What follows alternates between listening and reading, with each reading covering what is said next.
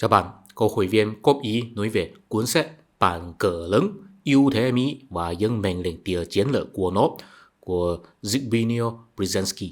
Suy nghĩ sau khi đọc của mình là đây thực sự là một cuốn sách rất quan trọng. Nó được xuất bản năm 1997, nhưng cho đến bây giờ, phương hướng chung của chiến lược quốc tế của Mỹ vẫn đi đúng theo những phân tích và đề ý trong đó. Tác giả Brzezinski sinh năm 1928 là người Mỹ gốc Ba Lan. Cha ông là nhà ngoại giao, từng phụ tại Đức và Liên Xô.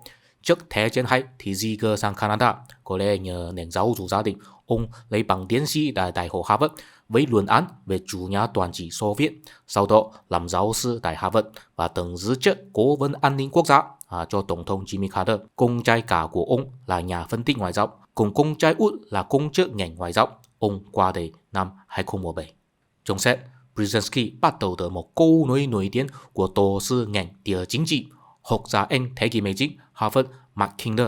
Ai thống trị Đông Âu sẽ chế ngự vùng trung tâm của đại lục Á Âu. Ai thống trị vùng trung tâm sẽ chế ngự hồng đảo thế giới, bao gồm châu Âu, châu Á và châu Phi. Ai thống trị hồng đảo thế giới sẽ chế ngự toàn thế giới. Theo Brzezinski, câu nói này đã lối thầy Liên Xô từng chế ngự cả Đông Âu và vùng trung tâm Á Âu, nhưng rồi sụp đổ. Trong khi đó, Mỹ chỉ kiểm soát hồng đảo thế giới mà lại trở thành siêu cường duy nhất. Tuy vậy, ông vẫn đồng ý rằng để duy trì vị thế bá chủ toàn cầu, Mỹ cần phải có khả năng chế ngự toàn đại lục Á Âu. Cách thực hiện theo ông là liên minh với Pháp và Đức, mở rộng NATO và Liên minh châu Âu về hướng Đông để dần lôi kéo Nga muốn phối hợp với châu Âu, đồng thời hợp tác với Trung Quốc, ủng hộ Trung Quốc khôi phục vị thế lịch sử làm bá chủ khu vực Đông Á, cùng Nhật Bản không tranh bá với Trung Quốc nhưng vẫn giữ quan hệ đồng minh thân mật với Mỹ, trở thành đối tác đặc biệt trong các nhiệm vụ toàn cầu. Brzezinski là người có ảnh hưởng nhất định, cho nên cách trình bày rất uyển chuyển. Cùng mình chỉ là một YouTuber, cho nên xin nói thẳng ý mình. Chiến lược thực sự của Mỹ là dùng Pháp, Đức và Trung Quốc từ hai phía Tây và Đông để kiềm chế Nga. Vì Nhật Bản vốn là nước biển, có thể đóng vai trợ lý của Mỹ trong việc kiểm soát bá quyền hàng hải toàn cầu. Nếu ông Tập không lên nắm quyền thì phương hướng sách lược này gần như chính là chủ giải cho chính sách Mỹ hiện nay. Nhưng thực tế, Trung Quốc và Mỹ đang dần tách rời. Brzezinski từng dự đoán rằng tình huống tệ nhất với Mỹ là Trung Quốc và Nga liên minh chống Mỹ, nhưng khả năng này rất thấp vì Nga gần như không mang lợi ích kinh tế cho Trung Quốc.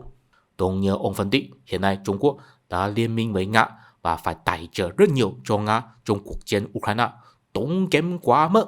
Nhưng ông đánh giá quá thấp giá tâm của Trung Quốc. Không ngờ việc phụ hưng bá chủ của họ không chỉ giới hạn trong khu vực mà cũng hướng tới thay thế Mỹ trên toàn cầu. Nhưng đó không phải vì ông thiếu kiến thức, ông xứng đáng là một nhà phân tích xuất sắc, chỉ là không phải nhà tiên tri có hai sự kiện ngoài dự tính xảy ra.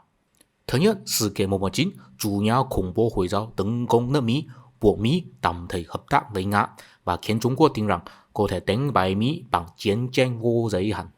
Thứ hai, phong trào dân túy cánh hiếu trỗi dậy ở phương Tây, khiến Putin tin rằng Nga có thể lôi kéo lòng dân phương Tây bằng hình ảnh bảo vệ Kitô giáo và khiến ông Tập tin rằng Mỹ có thể rơi vào hỗn loạn vô chính phủ. Tiếp theo, dựa trên lập luận của Brzezinski và kết hợp với kết cấu lịch sử mà mình đã tóm lại, mình sẽ bàn về địa chính trị hiện nay và cho thấy đôi khi nó cũng phải đi kèm với việc phân tích tư tưởng dân tộc.